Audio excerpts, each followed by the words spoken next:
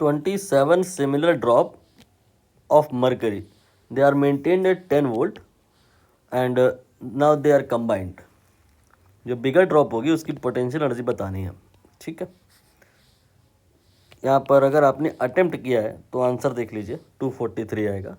Potential energy अगर बतानी होती तो थोड़ा मुश्किल हो जाता, बस यहाँ सिर्फ बताना ये है कि टाइम्स, मतलब स्मॉलर ड्रॉप की पोटेंशियल एनर्जी अगर हम 1 मान के चलें तो बिगर ड्रॉप की जो पोटेंशियल एनर्जी होगी 1 में कितने मल्टीप्लाई कर दें, how many times will be that, मोटे मोटे तौर पर रेशियो।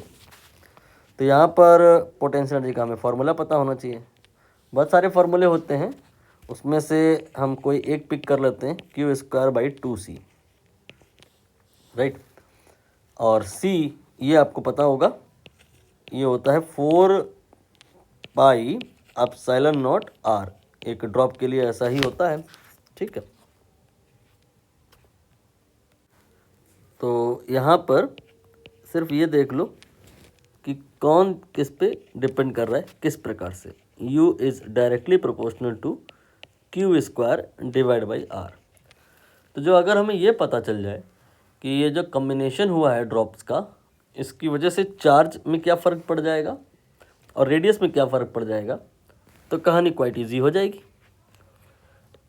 आप एक ड्रॉप कंसीडर करते हैं, मान लो इसमें 1 कूलम का चार्ज है। एक और ड्रॉप कंसीडर कर लेते हैं, मान लेते हैं इसमें भी 1 कूलम का चार्ज है। तो चार्ज तो कंजर्व होता है ना, तो बड़ी वाली ड्रॉप जो बन के आएगी उसमें कितना होगा, 2 कूलम का हो जाएगा। मतलब यहाँ पर 27 अगर ड्रॉप है तो 27 कूलम हो जाएगा। हम जनरलाइज कर लेते हैं कहानी को, अगर n ड्रॉप है तो Q के साथ क्या रहेगा, n का फैक्टर आएगा, n टाइम्स हो जाएगा, ठीक। अब हम बात करेंगे इस रेडियस पर। रेडियस सीधे सीधे नहीं निकालो, आप यहाँ पर ये बताओ कि ये जो ड्रॉप है वाटर की है, अगर यहाँ पर मरकरी का है, कोई बात नहीं, मरकरी की है और ये भी मरकरी की है, ये भी मरकरी की है, कंबाइन किया आपने, ये सारी मिल्क की हो जाएंगी क्या, वाटर की हो जाएंगे क्या, नहीं ना, मटेरियल वही रहेगा ना, मरकरी की ही आफ्टर ऑल भी बन के आएगी। सो डेंसिटी जो इसकी होगी वही इसकी होगी, वही इसकी होगी और वही इसकी भी होगी। Density D you can say constant हो गया। Now we talk about mass. ये अगर 1 ग्राम की है, ये 1 ग्राम की है, तो यहाँ पर ये 27 ग्राम हो जाएगा। मतलब मास के लिहाज से अगर हम कहें तो ये आप लिखोगे n टाइम्स हो जाएगा, जितनी ड्रॉप है उतने गुना हो जाएगा। डेंसिटी n टाइम्स सोचना भी नहीं, वो तो मटेरियल की प्रॉपर्टी है, वो तो चेंज नहीं हो रही है।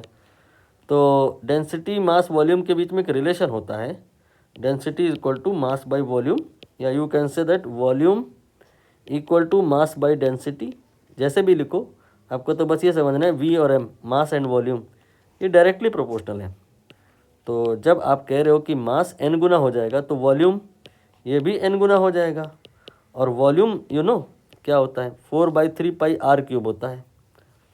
वॉल्यूम होता है 4/3πr³, मतलब r नहीं, r³, ये तो कांस्टेंट है, इसे आप इग्नोर करो। r³ ये n गुना हो जाएगा, तो r³ n गुना होगा ना, तो r क्या होगा, n⁻⁴ टाइम्स हो जाएगा। पता चल गया। हमें यहाँ 2 बातें पता लगानी थी, Q और R।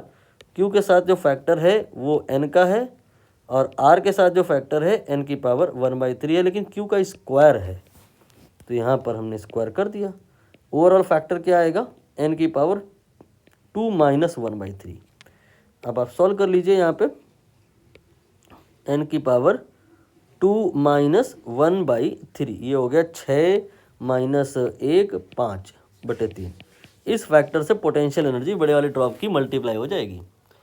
तो n यहाँ पे जितना कहा है इन्होंने उतना ले लो, 27 कहा है, मैंने 27 की पावर 5/3 कर दिया। अब बात आएगा कि ये होगा कितना, तो इसको आप 3 की पावर 2 नहीं 3 की पावर 3 लिख सकते हो एंड मल्टीप्लाइड बाई 5/3, तो ये 3 से 3 कैंसिल हो जाएगा, 3 की पावर 5 आ गया। अब ये 3 की पावर 5 कितना होता है, ये आप 3 × 3 9, 9 × 3 27, 27 × 3 81 और 81 × 3 243, इतना तो आता ही होगा आपको।